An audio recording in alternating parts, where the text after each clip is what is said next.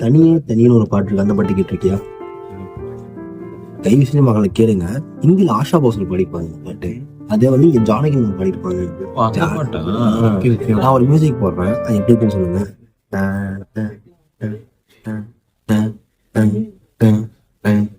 நல்லா இருக்கு. இப்போ அதே பாட்டுல வரும், எப்படி இருக்கு நீங்களே கேளுங்க. எப்படி போட்டுருக்காரு பாருங்க. முக்கியமா ஏன் நீங்க ரொம்ப பிரச்சனை, அந்த பாட்டுக்கு ஒரு ரிதம் செட் பண்ணுவாரு. எனக்கு ரொம்ப பிடிக்கும். செட் ஆயிடும். நிறைய திருப்பாச்சரோட பாட்டு, நிறைய பாட்டு அந்த ரிதம் யூஸ் பண்ணி இந்த பாட்டுல அதை யூஸ் பண்ணிருப்பாங்க.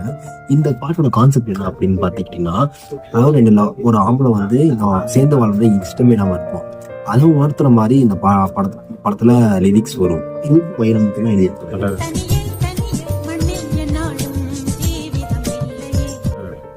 அவர் சொல்லவா வேணும் உப்பு சேர்க்குவோம் அப்படின்னா பின்னி படம் எடுத்திருப்பாரு.